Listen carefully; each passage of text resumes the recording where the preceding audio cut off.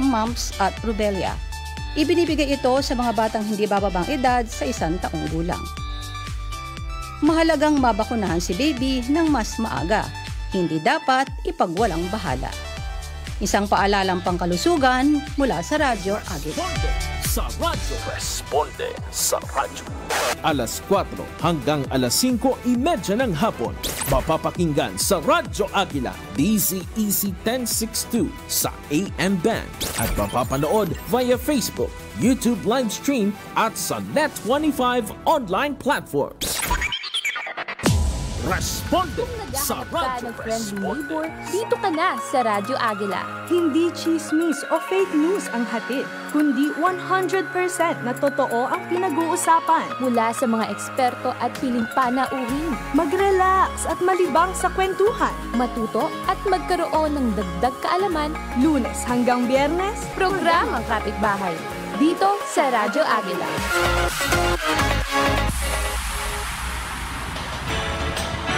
Para ligtas ang pagbibiyahe sa daan, tiyaking nasa kondisyon ang inyong sasakyan. Dapat may sapat itong tubig, gasolina at langis. Maayos ang brake at tama ang hangin sa mga gulong. Tiyaking kumpleto ang toolbox. Isang paalaala para sa maayos na paglalakbay mula sa Radyo Agila.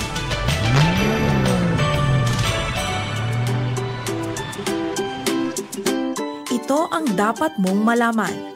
Ang pagkain ng prutas at gulay ay nagbibigay sa atin ng iba't ibang bitamina at mineral o ang tinatawag na micronutrients. Ayon sa mga pag-aaral, ang pagkain ng sapat na gulay at prutas ay nakatutulong upang makaiwas tayo sa iba't ibang uri ng sakit tulad ng cardiovascular diseases at cancer. Idagdag pa rito ang gastrointestinal health at pagpapalinaw ng mata. Sa food pyramid ay nasa 3 pinakamaraming dapat na kainin ang gulay at prutas. Sa mga bata, inirekomenda ang 1 serving o kalahating cup ng lutong madahong gulay at 1 serving ng ibang gulay. Kapag sinabing madahong gulay, ito ay kinabibilangan ng cabbage, lettuce, malunggay, pechay at talbos ng kamote. Habang kabilang naman sa ilang gulay ang carrots, eggplant, sayote at kalabasa. Sa prutas naman, para sa mga batang may edad 1 hanggang 6 na taong gulang, 1 serving o medium size na prutas na mayaman sa vitamin C tulad ng bayabas, pinya, kiwi, papaya, mangga at orange. Bigyan din sila ng 1 serving o medium size na ibang prutas tulad ng saging, mansanas at ubas. Ito ang dapat mong malaman.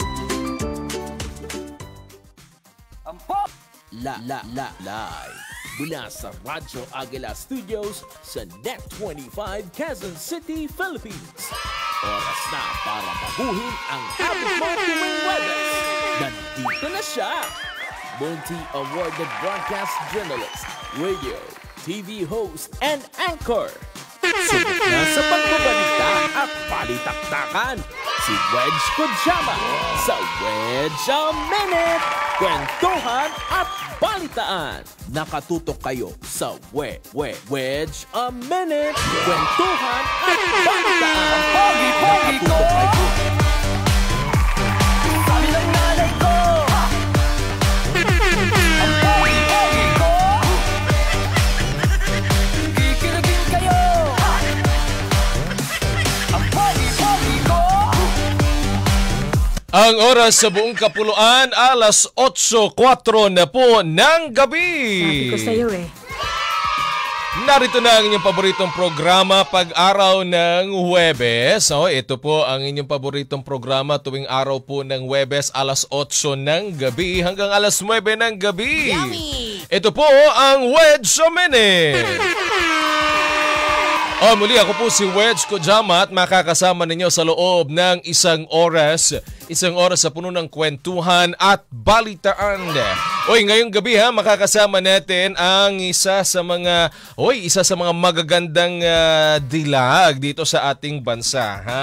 Isa siya sa mga Noble Queen of the Universe Philippines. Nice. At siyempre, kasama rin ang isa sa mga sikat na fashion designer. At mamaya, via Zoom naman sa ikalawang bahagi ng ating programa, makakasama natin ang Regional Director ng Bureau of Fire Protection production. Maya-maya mga alas 8:30 ng gabi naman yan. Pero wag na nating patagalin dahil sa ating pagbabalik maya-maya lang, dalawang maganda at napakagwapo naman ang mga kasama natin. Ngayon po ay Marso 14, 2024.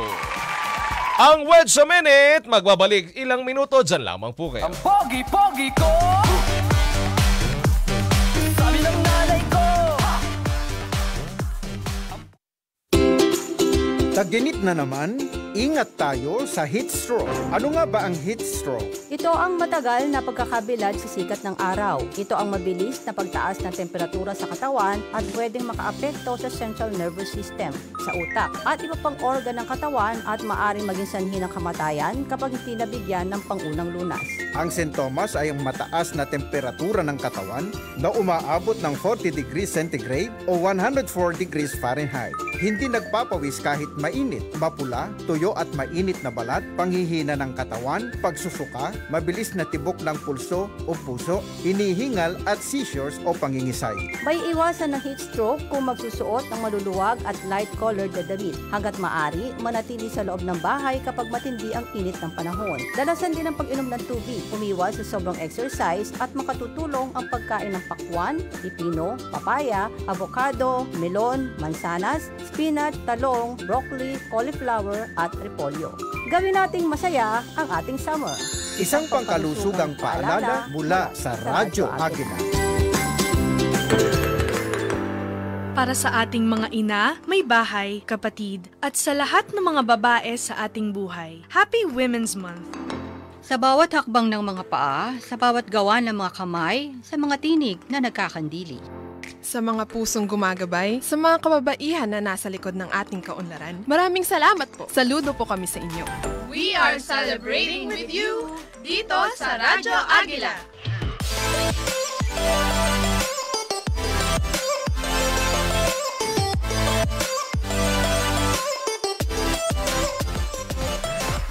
Ang pogi-pogi ko,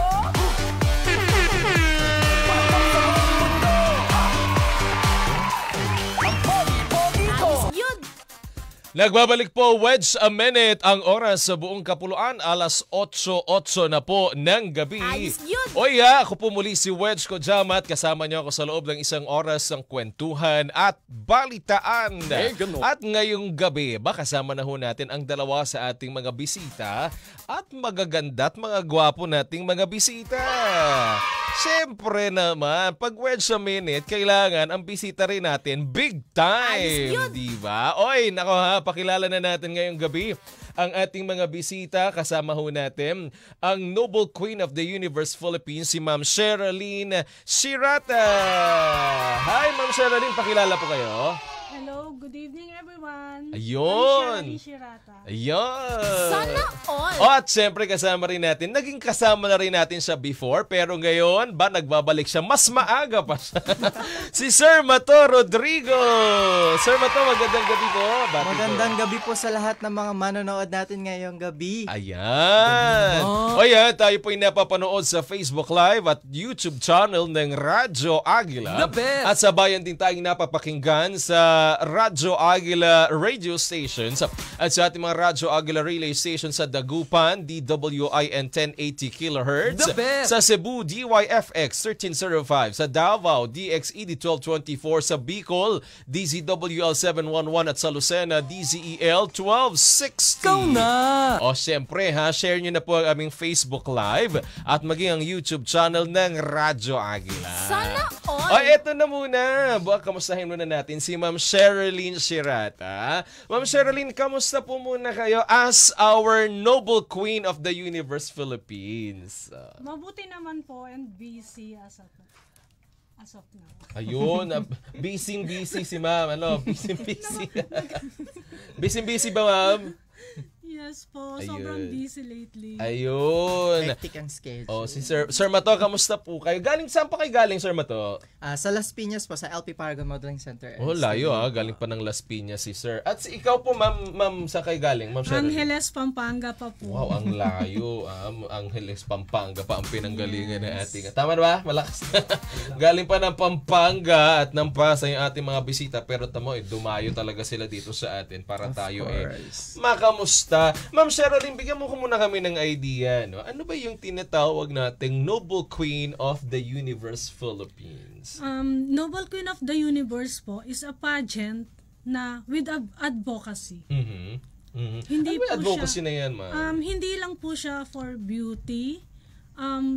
This pageant is for sa mga mommies na may advocacy. Ayun. May adhikain. Siyempre yung mga nanay natin na nakikinig ngayon, tatapos lang ng dinner, nakikinig sila sa mga radyo nila. Kasi usually pag mga Noble Queen, mga ganyan, mga pageant, usually mga dalaga ang sumasali. No? Meron din palang mga ganitong pageant para sa mga pageant misis. Po namin para sa mga misis, mga married woman, kahit po single mom, tinatanggap po na. Ayun. Sir Mato, bigyan niyo lang kami ng idea. Yung mga ganito bang mga pageant, ito ba, nagtitrain din kayo? Kasi kayo usually as a fashion designer, also a trainer, ano? Yes, nagtitrain kayo ng mga models. May mga sumasali rin ba sa inyo na mga misis din, nagpapaturo, ganyan? Si Sherilyn talaga! Ayan po. It's a good example po si Queen Sherilyn Sherata. Tinrain po namin siya. First timer po kasi si Queen Sherilyn Sherata noong year 2022. Nirepresent niya po yung Philippines. Siya po ang Noble Queen of the Universe Philippines, Luzon. Luzon, yan. Pero ikaw ma'am, kasi taga Pampanga kayo, no? Kaya Luzon ang nirepresent ninyo. Bakit nagkaroon kayo ng interest na sumali sa ganitong mga pageant? And hindi ba kayo parang naging hesitant at first sa pagsali sa mga ganyan? Actually, si Coach Mato rin yung first na nag-convince sa akin. Tapos napunta ako dito sa Noble Queen of the Universe. Choice ko na rin napiliin yung Noble Queen of the Universe kasi kasi nga yung ginagawa ko before pa, na tumutulong na talaga ako, nagcha-charity na talaga ako. Itong pageant na to, with charity and advocacy talaga siya. Ayun. We're very curious to know yung sinasabi niya yan, Ma'am Sherilyn, ano? Yung pageant na yan with advocacy and charity. Yes. Yan. Sino-sino ba yung mga natutulungan ninyo? In particular, may mga community ba kayo? Adopted community or adopted organizations or group of people na certainly talagang sila yung inaabutan nyo ng tulong? Actually, kung sino po yung nangangailangan, minsan nagkakandak po kami ng charity. Depende po sa mga queens namin, sa queen sister namin. Kung ano yung mga charity nila, nagsusupport kami. Tinutulungan at sinasamahan namin sila sa mga charity event namin. Ayun. Tsaka, Sir Wes, Sir Mato. meron po yan sila, yung latest po nila na charity works, yung sa correctional. Yes. Ayan. Nag-visit po sila. Ano usually yung mga tulong na inaabot nyo sa kanila? Of course, I think meron din kayong ginagawa siguro dyan ng mga activities, di ba? Yes. Ano yung mga yan? Yung last namin, yung activities namin, yung tinuruan namin sila sa painting, na i-drawing nila, i-describe nila dun sa drawing nila kung ano at sino sila. Ayun. Yun po. Tapos nagbibigay din kami ng mga yung mga kailangan ng mga babae. Ayun. So kumbaga meron din kayo ng kanilang mga binibigay kayo ng mga gamit din nila, certainly ganyan. Personal. Ma'am, halimbawa, yung mga ganito kasing mga pageant, usually sa mga nanay, they do not have enough time to join such kind of pageants or activities, primarily because busy sila sa family, busy sila sa career. Di ba sabi nga, ang pinakamahirap na trabaho sa buong mundo ay pagiging nanay. Yes. Di po ba? How do you encourage them to join? Kasi po, like me, busy rin naman po ako sa business as a single mom, pero nagagawan ko pa rin ng paraan na makatulong sa ibang tao. Nagbibigay talaga kami ng time kahit na halos lahat kami busy. Ayun. Kasi love talaga namin na tumulong sa ibang tao. Ayun. Kasi 'di ba yung pinaka-prestigious na ano natin, yung Miss Universe. Yes. Yan, may mga charities din pong natutulungan yan eh. Yung ngayon, yung itong mga pageant for mga nanay and nieces, ayoko sabihin mga nanay kasi parang yung mga sumasali sa Noble Queen of the Universe, parang mga dalaga pa rin eh. Yes, mga Mrs. Queens. Diba, Sir Maton, Yes, mga Mrs. natin. Ito ba, hindi ba nagkakaroon minsan ng jealousy yung mga asawa ng hindi mo na ako binibigyan ng oras, ng ganyan? Or supportive ba yung mga sumasali, yung mga asawa Very nila? supportive naman po yung mga mister at saka nila, partners. Ayun. Yes. So far, wala pang nagiging problem. Ma'am Sherilyn, kwentuhan mo lang kami, saan sa mga lugar na ho ba kayo nakarating because of this Noble Queen of the Universe Philippines? And bukod dito sa Pilipinas, nakarating na rin ba kayo abroad sa mga competitions? Yung competition ko before, nangyari po to sa Japan, sa Tokyo, Japan. And then after the pageant, nagkaroon kami ng charity sa Japan, sa mga homeless po sa Japan. Namigay kami ng mga foods. Wow! Ay, yung mga ganyan ba, ma'am? Anong feeling pag nakakaabot kayo ng tulong? Syempre, masarap yung pakiramdam na nakakatulong at nakakapagbigay ka ng kaligayahan sa kanila. Ayun. Nakakatuwa kasi yung mga kinukwento ni ma'am sa atin. No? Yung mga kasama niyo, ma'am, na mga title holders din, ayan, may mga personal advocacies din po sila di po ba? How do you do yung collaboration and sharing of your advocacies? At kasi ang major purpose naman talaga is makatulong meron kaming GC na mga queens, Noble Queen of the Universe. Kung meron silang project, ipopost nila dun sa GC namin and then we will support. Financial and sinasamahan namin sila. Ayun. Sir Mato, kayo, usually kasama kayo sa mga ganyang activities. Yes, nagpa-participate din kami, Sir Wedge. Yan, yung mga ganyang participations, paano ang ginagawa nyo? Kasi minsan may mga uma-attend na ganyan. Do you also discover yung mga talent? Uy, sali kayo. Do you also motivate them to join? Yes po. Kapag meron po kami nakikita na potential. Actually, si Queen Sherilyn Sheraton, nakita ko po siya sa Acacia Hotel. May event po sa Alabang na heads up ko po siya na maybe she want to join a pageant. Tapos sumali na po siya ng pageant and nirepresent niya yung Philippines and luckily nanalo po siya international. And right now, she is the National Director of Noble Queen of the Universe. Wow. Kumbaga, sa mga naturuan ko po, mga inassist ko po for pageant, isa po si Queen Sherilyn Sheraton sa successful talaga na beauty queen. Wow. Talaga namang successful si Ma'am Sherilyn. Sa itsura pa lang ni Ma'am Sherilyn. Ma'am, hindi ba kayo nahihirapan doing this kind of activities? Yung time management, ika nga. Yes. Sometimes mahirap pero nagagawan ko naman ng paraan. Naisisingit pa rin kahit papano. Kahit na from Pampanga pa ako, charity namin, for example, Manila, Antipolo, or Laguna, nararating ko po yun. yun nga ang gusto kong matanong, ma'am. Kasi syempre, you also have your priorities. Yung business ninyo, of course, your family. Paano yun? Do you still have enough time for you to bond with your family? Enough time for your business, for your personal growth and career? Paano po? Yes, before po, sa sobrang busy ko, nawawala ng time, pero lately, namamanage ko. Pinaghahati-hati ko na yung time ko. Yun. Kasi syempre, di ba kailangan talaga Last year kasi, sobrang busy. Kaya, pero ngayon, medyo naglilimit na ako ng pagtanggap ng mga events. Hindi pa kayo nahihirapan? Ma'am, galing pa kayo ng Pampanga, attending different kinds of activities. Tapos ako pa yung nagdadrive pag wala siya. Buti na lang magaling si Ma'am Sherilyn mag-drive. Pero at least tonight, meron ho kayong kasama. May magdadrive. Meron kayong someone who will drive you along the way from Pampanga. Pa ilang oras kayo nag-travel, ma'am, papunta rito? 1.5. Mabilis lang. Nag-NLEX po kayo. Mas traffic pa sa amin. Mas traffic. Si Sir Mato kasi alayo Las Piñas galing, di ba? Ma'am, eto muna. Matanong ko po kayo. Now, gaano na ho katagal itong Noble Queen of the Universe Philippines and gaano na karami yung mga natulungan po ninyo and so far, ano pa ho yung mga future programs and projects na gagawin po ninyo? Noble Queen of the Universe, first pageant nila is 2019. Patricia Javier is the title. Wow! Tapos yung kabatch ko po is Christina Gonzalez. Siya yung naging title na Noble Queen of the Universe. At nakuha ko naman yung Noble Queen Earth.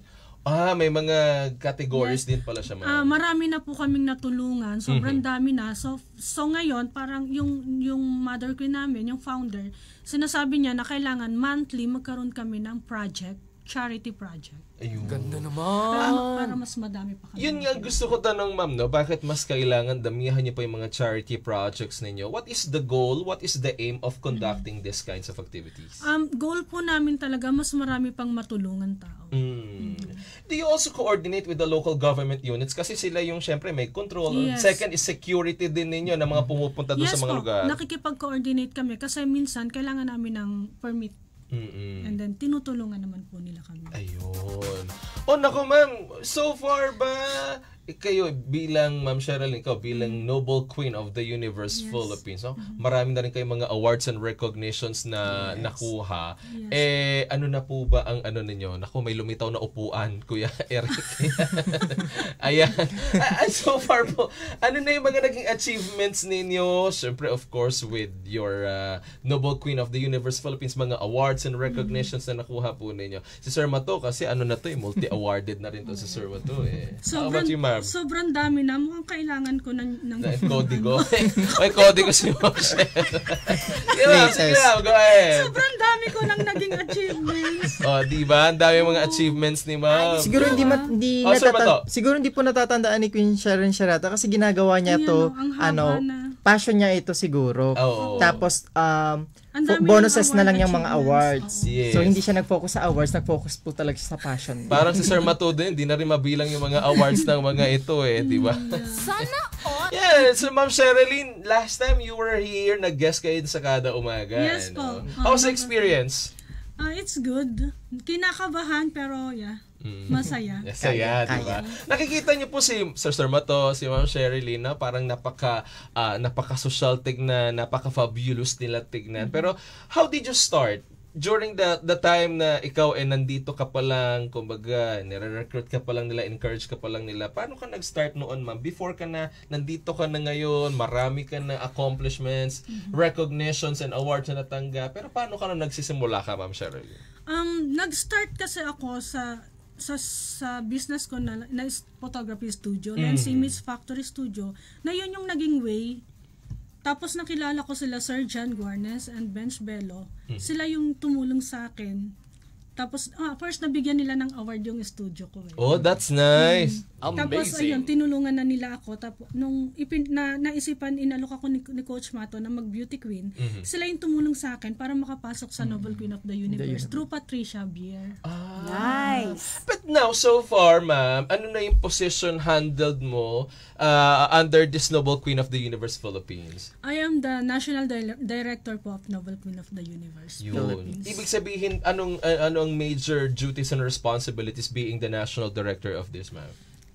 Yun po, maghanap ng mga magiging candidates na ilalaban for international. So meron akong papageant this coming July para sa Philippines po. Wala pa po kaming location pero this coming July open na po yung application form namin sa page ng Noble Queen of the Universe Philippines. I-visit nyo po, makikita nyo doon yung application form and then i-message namin kayo. Di ba? Congratulations! Ngayon pa lang, congratulations na, Ma'am Sherilyn, in advance sa inyong mga events. So far, ano pa po ang mga upcoming events and activities po ninyo? O baka pwede niyo po silang i-promote at invite yung ating mga kababayan? Yes, upcoming events ko on March 24, grand opening po ng Fashion Emporio. Ilo-launch po namin yung clothing line design ko. Ayun. Sama tayo dyan, ma'am. Yes. Sir, Mato kayo. Baka may gusto kayong i-invite sa ating mga tagapakinig at tagapanood. Ini-invite ko po lahat ng mga manonood ngayong gabi na manood po kayo sa Fashion Forte 20 sa Crown Plaza Manila Galleria Hotel at sa March 23 po sa Golden Prince Hotel sa Cebu. Wow. Nice. Boy, parang gusto Nandun dapat ako, kaso busy ako, coach. Ako, ang ganda sa Cebu Regards sa mga taga Cebu, mamaya yung aking bisitang susunod ay Regional Director ng Bureau of Fire Protection, Region 7. Cebu yun, ha? Uy, last time nasa Cebu rin ako, mama. Sa hindi tayo nagsabay-sabay mag-Cebu. Gumala sana. Para nakapapasyal-pasyal naman tayo.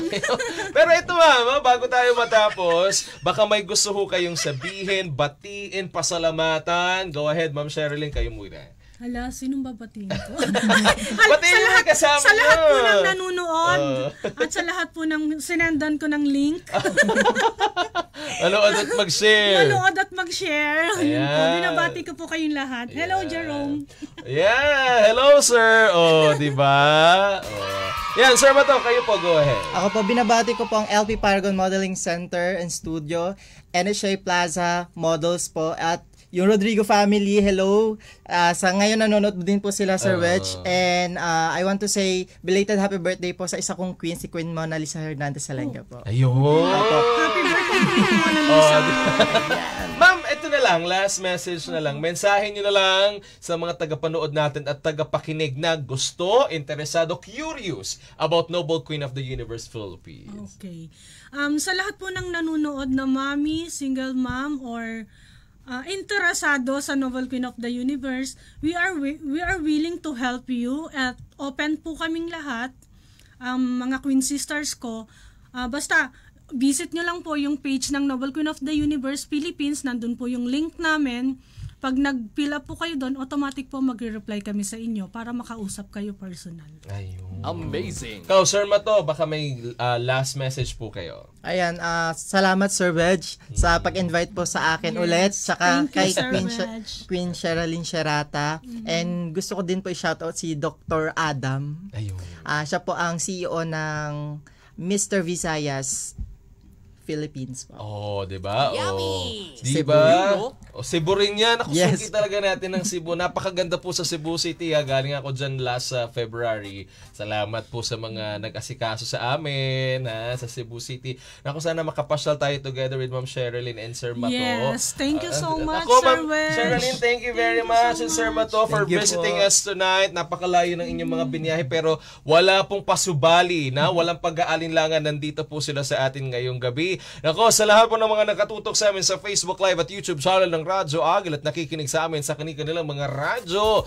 Sandali muna dahil sa ating pagbabalik mga balita naman hatid ng ating mga Radyo Agila correspondents. At mamaya, alas 8:30 naman, hatid naman sa atin ng isa pa nating guest na Regional Director ng Bureau of Fire Protection. Naku, taga Cebu rin po ito. Maya-maya lang. Pero magpapakilala po muna ng Radyo Agila. Huwag kayong aalis. Salamat kayo. Pogi-pogi ko!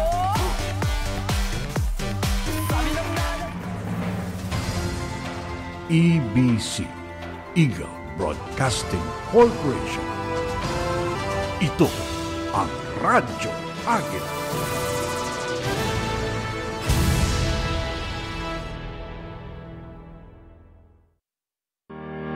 May maliit na ipon? Gustong mapalago? Pero paano? I-business mo na!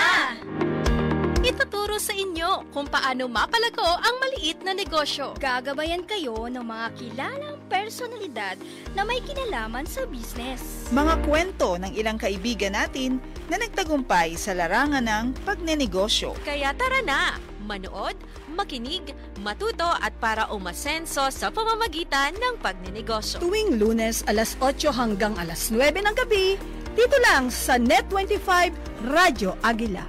I-business mo na! Sabihin nyo nang may pagkamakulit kami rito sa Radyo Agila. Subalit, hindi kami napapagod na magpaalaala sa inyo, umaksyon tayong lahat laban sa dengue. Ang pagsugpo sa dengue ay trabaho nating lahat. Narito ang mga paraan para makaiwas sa dengue. Una, paglilinis ng kapaligiran. Alisin ang mga naipong tubig sa inyong paligid at maglinis sa labas at loob ng bahay. Tanggalin ang kalat at basura sa bakuran. Tandaan na nagtatago ang lamok sa madilim na sulok. Pangalawa, hanapin at puksain ang lamok. Ikatlo, makabubuting maprotektahan ang sarili. Magsuot ng pajama, long sleeves at long pants. Pwedeng maglagay ng mosquito repellent, sa iba't ibang parte ng katawan mula ulo hanggang paa. Isara ang pinto at bintana sa bahay at mas mabuti kung may screen sa pintuan at bintana. Gumamit ng kulambo. Concern kami sa inyong kalusugan. Isang paalaala, hatid ng Radyo Agila.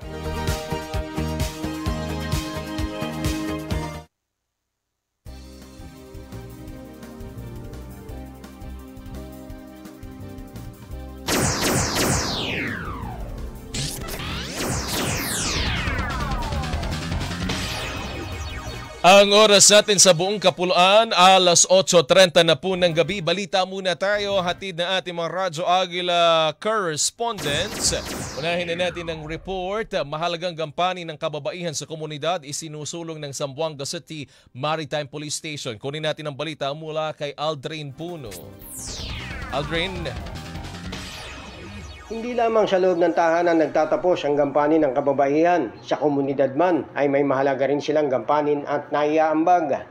Bilang bahagi ng National Women's Month 2024 ay pinangunahan ni Police Lieutenant Marlene Galvez at Police Lieutenant Lea May Alameda ang one-time big-time coastal cleanup activity na ginanap sa Paniran Port Area, Zamboanga City. Nakiisa rin sa nasabing aktibidad ang Savior of the Sea Volunteers, WMSU Criminology Intern, ZPPSU Comtech at PNP Maritime Group Regional Maritime Unit 9. Sa paggabay din ni Station Chief Police Major Bensar Mukaram ay nagresulta ng matagumpay na aktibidad ang paglilinis sa baybayin.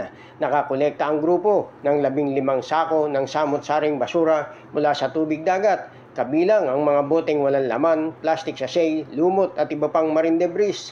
Layunin ng naturang aktibidad na isulong ang malinis at luntiang kapaligiran, maging ang pangangalaga sa likas na yaman ng karagatan.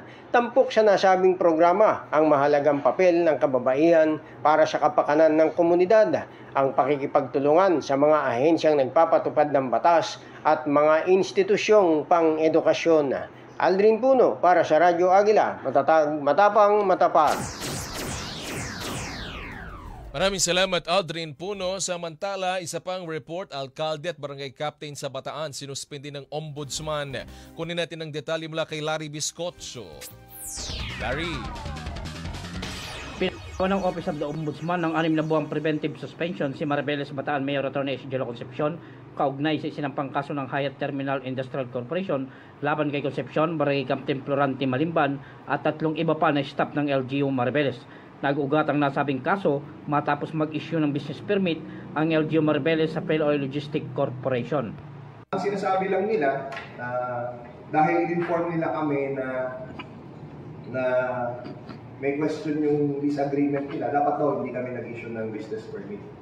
Well, sabi ko nga, yung LGU po, wala kaming power to decide on the validity of contracts.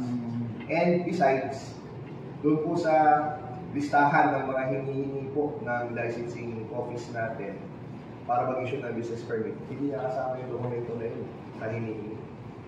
So, baka mas malaking problema naman kung hindi namin binigyan dahil naghanap kami ng dokumento na hindi naman namin hinahanap before. Dagdag pa nito na unang ipinasara ni Vice Mayor Angelito Rubia ang Phil Oil dahil wala itong business permit.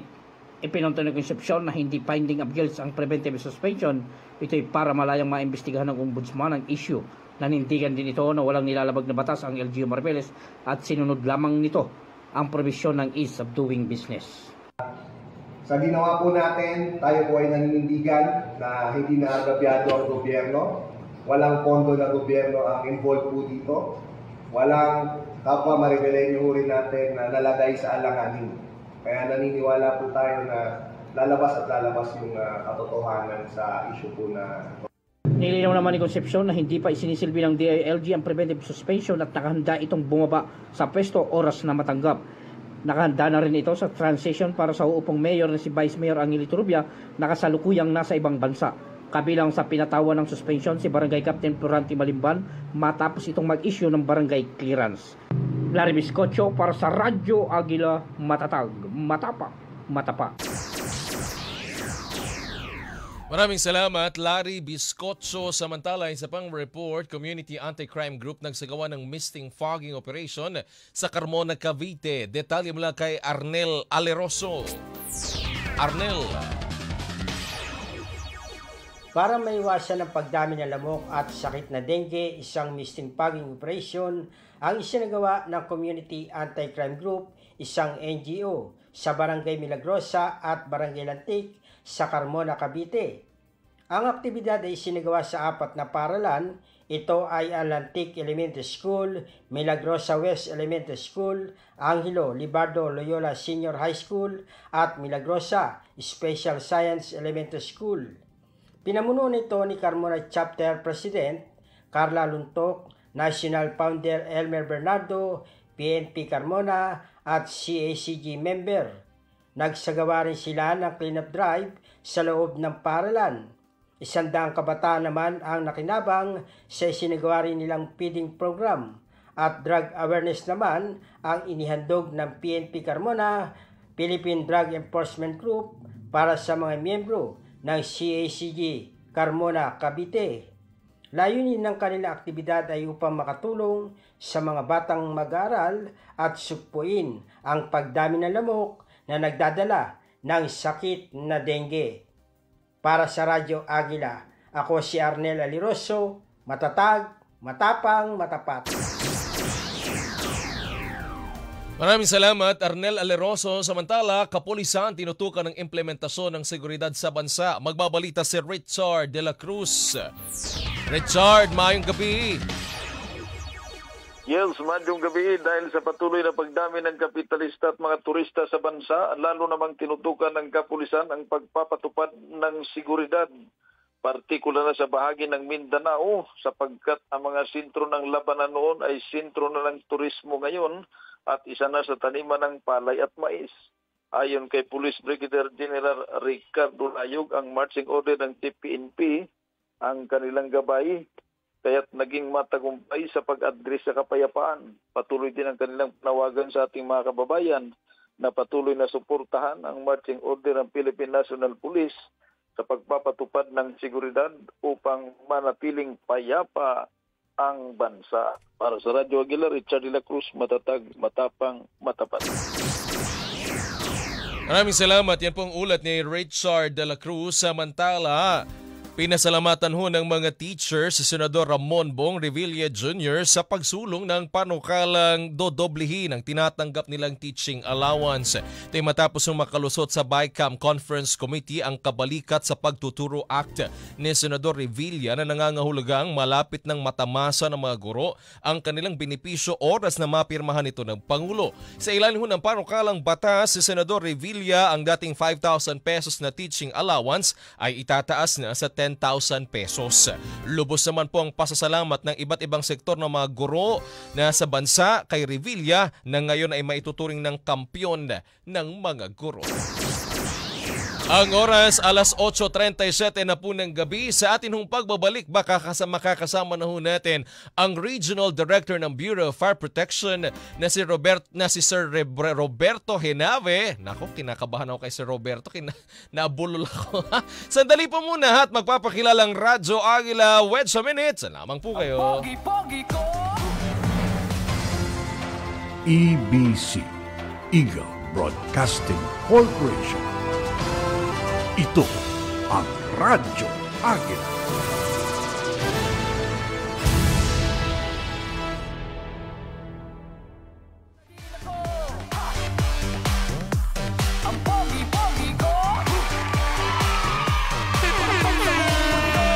Nagbabalik po ang Wait a Minute. Oy, oras natin alas 8:38 na po ng gabi. Nako, ito na ang pinaka-inaabangan ng mga taga Bureau of Fire Protection Region 7 sapagkat ba makakasama ho natin ang isa sa mga kinikilala, tinitingala, nire-respeto pagdating po sa Bureau of Fire Protection sapagkat talaga namang hindi natin matatawaran ang kanyang dedikasyon, sipag at talagang very hardworking. Ito itong Regional Director ng Bureau of Fire Protection, Region 7. Nako, ngayong gabi makakasama ho natin si Regional Director Roberto Henave. Nako, General Henave, magandang gabi po sa inyo. Yes, Sir Reds, good evening, and also to our viewers and listeners of Net25 Radio Aguila, sir. Thank you very much. Nako, General Henave, gusto po namin kayong basalamatan muna ang inyong buong mga kasama sa Region 7 Bureau of Fire Protection sapagkat ho itong buwan na ito ng Marso sobrang dami ho ng inyong mga naging trabaho dahil dami hong nai-report na mga sunog pero hindi ho kayo tumitigil sa pagresponde, sa pagtulong, sa pag-asikaso sa atin hong mga kababayan. Ha? Recently lang ho, merong malaking sunog na naganap dyan po sa Cebu City. Tama po ba, General Henave? Yes, Sir Wedge. It took place in Mandawi City and around 333 houses. It is a sitio under the bridge within Barangay Look, Mandawi City. So no casualty naman, but of course we are very sad to hear that there are 33 houses burned from that fire incident, Sir Wedge. Ako, General Henave, ito pong buwan ng Marso ay tinagurian po nating Fire Prevention Month.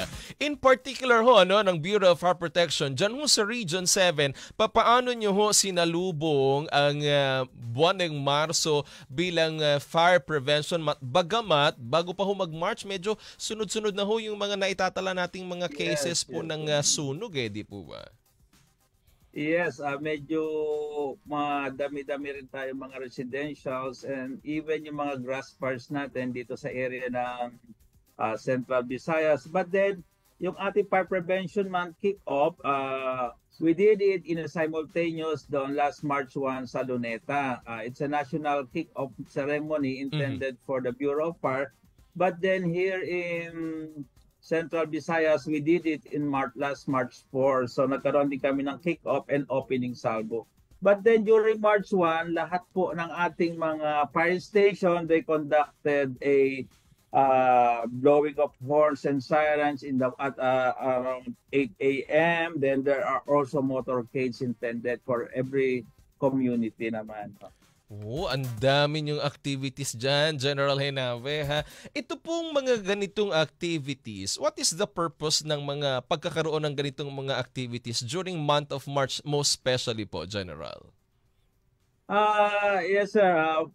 Ang aming objective talaga dito, sir, is to provide awareness to our community, most especially doon sa ating mga residents. And we are not only tapping adults, young adults, but also kids. Just recently, this afternoon, we conducted a Fire Square show, road show, wherein meron po tayong play area intended sa mga bata, mostly yung mga nasa grade school, and very effective naman to because we try to have that attention na at least makilala nila ang Bureau of Fire Protection, ang fire service at early age, of course. And also, yes, Sir Reg. Ang ganda po nun General, kahit mga bata sila, nai-introduce na agad sa kanila ang Bureau of Fire Protection. Yes, Sir Reg. And also for the adults, of course, sinuturuan din natin sila ng mga basic firefighting pa rin, emergency medical services, and rescue work. And also on the senior side, yung ating po mga young adults, meron po silang OJT. But then, we focus more on the skill and awareness. So, nagbibigay din po tayo sa kanila ng kakayahan, capacity to develop, to immediately respond pag po merong mga sunog. And of course, most importantly, yung pong ating first aid o yung basic life support. So tinuturo po natin to sa kanila, Sir Wedge. Napakaganda po nitong mga activities na ito, Sir Henave. In particular dyan sa buong Region 7, how do you synchronize these activities? Of course, kasi napakalawak ng inyong hawak. General Henave, paano naging coordination and how do you monitor activities like this? Most especially po kasi buwan ng Marso, Fire Prevention Month, napakarami ng inyong mga activities dyan Servers dito sa Central Visayas, we try to localize the activities. So different fire station, they have different activity, but the main focus of which is for us, yung community, magkaroon sila ng fire visibility, makita nila yung ating mga kasamahan from ng bumbero sa outside and to mingle with them. And of course, we provide also leaflets, yung audio announcement regarding sa ating mga fire safety tips. And other than that, we do have some yung ating mga photo contests, we have fun runs, coastal cleanup. Doon po sa coastal cleanup po natin, we incorporate po yung ating pong scuba basurero wherein we have that marine divers or marine rescue force, Lapu-Lapu and Panglao. So that is in collaboration with other government agencies like Coast Guard, Navy, PNP Maritime. Also to include yung ating mga private entities doon, yung mga dive shops and private practitioners din ng diving po sa area. Uy, ang ganda ho ng programs nyo na yan, General Hinavi, ha? Paano po kayo nagkakaroon ng mga ganitong activities, General? Nakakaya nyo pa ho bang libutin yan? Paano ho yung inyong schedule? Di ba kayo nahirapan?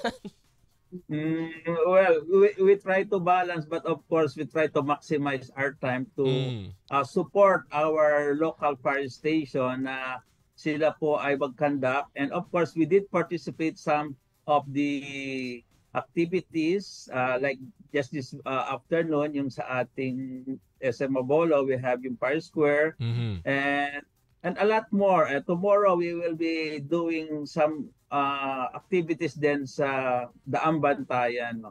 Ayun. General, kasabay ho kasi ng buwan ng Marso, yung Fire Prevention Month, kasabay din po yan yung Women's Month. Paano po ang Bureau of Fire Protection po ba? May mga activities din po kayo in particular for our women in uniform dyan po sa Bureau of Fire Protection Region 7? Yes, sir. Well, actually, nagkaroon kami ng in a different areas. We conducted that all-female Fire Olympic, wherein it is some sort of series of skill enhancement assessment for our fellow personnel dito sa Bureau of Fire. Meron po tayong mga games, yung mga like firefighting. Of course, yung part din na trabaho po ng Bureau, yung first aid and rescue. So it's an all-female Fire Olympic. And we also have yung ating pong natawag na all-women's crews para po sa ating fire truck. So all in all, we try to balance din naman yung manpower po natin in terms of sa capacity ng ating mga kasamahan na female firefighters po. Now, General, on your assignment dyan po sa Bureau of Fire Protection Region 7, kumpleto na ho ba yung ating mga fire stations ng mga gamit and also yung mga fire truck po natin? Are you also in good coordination with the local government unit? Kasi di ba in particular po talaga DILG naka-under ang Bureau of Fire Protection? Hi, thank you very much, Sir Wedge. That is a good subject. Actually, out of 132 municipalities to include cities, we are around 98% na. Ibig sabihin po, we still have 3 municipalities without fire stations, namely yung ating pong, and they are all located here in Cebu Province, namely the municipality of Ronda, Bourbon, and Tabogon. But then before it was 5, we already activated some 2 fire stations in Alcoy and Santander. But then, within the year, our good fire chief, Fire Director Luis Oralto Puracan, has promised that we will have that service establishment program intended for those municipalities, which is the construction of fire trucks, fire station, and also to include yung procurement of fire trucks.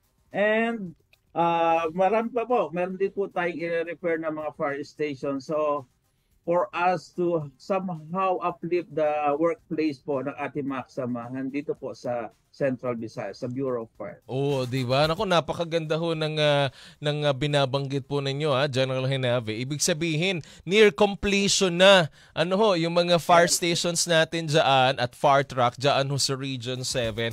Paano po ang communication ninyo, General Hinavi, with the national government? Kasi siyempre, ang Region 7, meron din po kayo with central office dito ho sa Metro Manila. Of course, kung ano yung mga kailangan po ninyo dyan, facilities, paano po ang communication ninyo dyan, General?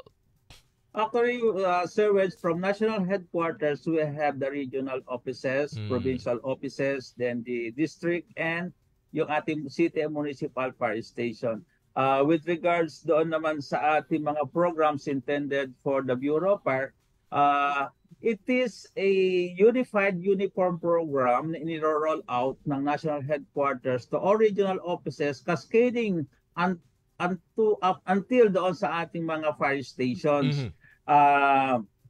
We also participated in the budget deliberation, yung ating po mga regional directors, for us to somehow submit the priority program within the area, because different areas, different needs. So we do prioritize activities, programs, projects, depending on the need and the capacity of the Bureau to fulfill our mandates. Yeah, General Hinavi, gusto ko na rin hong susugan yung pinapaliwanag ninyo. How do you somehow integrate din yung ating Public Information Office? Kasi ngayon, ang uso na talaga ngayon is digitalized na lahat social media, Paano nyo po pinalalakas ang ating Public Information Office po dyan?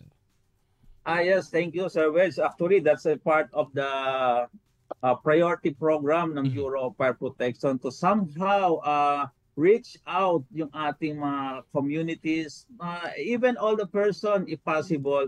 So we do collaborate with different agencies, with different TV, yung mga TV, social media, and everything that, and of course we do, what do you call this, yung nagpo-provide tayo ng skills para sa ating mga public information officers. Kasi po ang ating public information officers is from region to province to respective fire station. So we do have our own Facebook to check yung kanilang mga activities, but then we also instructed them to share yung mga activities nila for the community to know what is happening within the respective offices. Oh, naku, ang daming mga activities General Hinavi. Hindi po ba nakakapagod yung inyong trabaho as a regional director? Parang hanggang hating gabi po yata nagtatrabaho kayo. Naku, General, gusto lang namin malaman yung inyong hubang mga uniform personnel. Kamusta po ang status sa mga uniform personnel natin? Diyan din po in Region 7, kamusta po sila? Yun, sir. At present, we still have around, sa Bureau of Fire Protection, we have around 2,515 personnel. And ang female natin dito is 568. And ang male natin is 1,947. So around 23% ng ating personnel is female. They are serving the Bureau, not only in the offices but also in the respective fire station. Meron silang mga fire operation assignments din. So the Bureau itself is fulfilling naman doon po sa ating mga human resource requirements, and we have an annual recruitment of around 2,000 in order to complement doon po sa ating mga binibiling fire trucks, because somehow we can say that the Bureau of Fire Protection is equipment-based in terms of providing public service to the community. Oy, General, gusto kong maitanong, kayo ho ba, ang Bureau of Fire Protection, nakakapag-ikot-ikot ho ba kayo sa mga komunidad dyan? Of course, importante po kasi yung information dissemination di po ba, lalo sa mga komunidad na maraming tao at bahay? Yes, sir, Wes. Thank you. So actually, we have that program, what we call Oplan Ligtas na Pamayanan. So this is a BFP flagship program for fire prevention. So what we do then is we provide the community itself not only of awareness, so itinatawag natin mga safety tips, seminars, but also we provide them with skills. Meron din tayong Oplan Ligtas na Pamayanan on the road, wherein we provide fire trucks, yung atit natawag na fire visibility program doon po sa mga areas na medyo maraming tao. And we did provide somehow yung not only fire safety tips but of course yung safety reminders in terms po doon sa ating mga kababayan dito sa Central Visayas. Ayun. General Hinave, madagdag ko na rin po, tumutulong din po ba kayo with the local government dyan? Siyempre yung mga kababayan natin, yung mga kailangan nila, pagkain, mga wheelchair, yung mga ganyang bagay ho. Yes, oo. Sir Wedge, kasi dito sa Central Visayas, I may say that very active po ang ating mga officers dito sa National Government Agency, most especially dito sa ating DILG, sa Office of Civil Defense. So we have that what we call interoperability. So when there is an impending o yung mga incoming na possibility of typhoon of whatsoever, we did equip ourselves kung ano man yung mga tasking po. So in coordination with the SWD, Coast Guard, we have our own specific tasking. So I may say that maganda itong ginagawa dito sa Central Visayas, but we call it a parang system approach. You do what is tasked to you for you to do during your incidents or calamities, Sir Wencio. Nako, General Hinave, apakabilis naman ng oras. Pero sa bilis, maikli lang ating huntahan. Pero ang dami nyo hong naibahagi sa amin ng mga activities ninyo dyan sa Bureau of Fire Protection Region 7. Wala kong mensahe na lamang po ninyo, General Hinave, sa atin hong mga kababayan. And of course, baka may gusto ho kayong batiin at pasalamatan. Go ahead po, General Hinave. Well, thank you, Sir Wedge, for this opportunity. Of course, it is a what we call yung parang opportunity for BFP Central Visayas to be highlighted. And of course, to all listeners and viewers of Net25, Radio Aguila, thank you very much. And to my colleagues here working at the Bureau of Fire Protection Central Visayas, we're still here working for you. Yeah. And of course, yung ating safety reminders lang, sir, no? I think we can always boil it down into good housekeeping, sir. So take note of all our electric and electronic gadgets, yung ating mga open flames, of course, yung storage natin ng mga flammable. Try to have a good housekeeping for us to have, para maging safe tayo sa ating komunidad. And of course, it is far difficult pag nagkaroon ng fire incident, but of course, we don't want that fire incident to happen in our community. So that is what we're trying to provide them yung mga safety tips. Then of course, we provide them yung ating matnatawag na initial responses para hindi na po lumaki ang ating mga sunog, just in case that we will have one. Yun po, Sir Wedge. Thank you very much, Sir Wedge. Oy, General, baka may gusto ko kayong batiin. Yes, of course, Sir Wedge. Of course, to my colleagues. And to all my, of course, yung ating boss natin, si Secretary Abalos, then of course, yung ating fire chief, si Fire Director Luis Oralta Puracan. They're also watching us. Nako. And of course, yung ating team ng Fire Prevention Month sa ating pong mga antim po natin ngayon is sa pag-iwas sa sunog, hindi ka nag-iisa. So please, thank you very much, Sir Wedge. We're looking forward for your presence here again in Cebu. Ako, General Hinave, salamat po sa inyo nung ako'y na-invite din ng Bureau of Fire Protection as your guest speaker. Maraming salamat po sa inyo sa pag-asikaso sa akin. General Hinave, ako, I hope maulit itong inyong interview at marami pa tayong pagkakataon makapag-usap at makapagkwentuhan. Salamat po sa pagbabahagi ng inyong mga activities and programs dyan ho sa Bureau of Fire Protection Region 7. General, ingat po kayo. Magandang gabi po sa inyo. Thank you very much, Sir Wedge, and ingat din, and God bless to all of us. Thank you very much. Good evening. Yan, nakapanayan po natin si General Roberto Hinave. Siya po ang Regional Director ng Bureau of Fire Protection Region 7. Uy, ang bilis po ng oras. Pasalamatan lang natin yung ating mga taga-subaybay sa Facebook Live. Si Marianina from Compostela, si Creed the Crow, SFO01, Derek Cordova from Fire Station. Naku, maraming salamat. Richie Joan Baldosa, si Ka Jocelyn Fuentes, magandang gabi. Si Ann Ramano from Cebu din. Naku, Region 7 Argao, John Nafe Rodriguez. Yun, dami. Jeline Villas, Marky Dael. Naku, maraming salamat. Si Ka Vivian Doctolero, maraming salamat. salamat Noli Angeles, Nits Mangaring. Naku, maraming salamat po sa lahat ng tumutok na kinig sa amin ngayong gabi sa Wedge sa Minute. Punong-puno na naman tayo ng kwentuhan at balitaan. Salamat muna sa aking mga sponsors ang Julian's Kitchen, maraming salamat. Ang Ibo Wellness Spa, Lagro, Quezon City, maraming salamat. Maraming salamat din po sa F Salon. Ako, nalimutan ko na.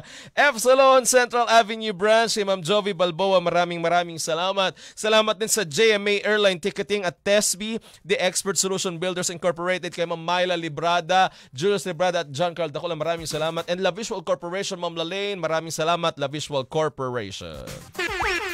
Uy, ang bilis ng oras. Salamat muna sa ating mga nakasama, si Ate Rowena Maduma, Kuya Eric Erbite, si Kuya Vice Galapati, salamat din. Muli ako po si Wedge Kojama at hanggang sa susunod na Webes, magkarinigan po muli tayo.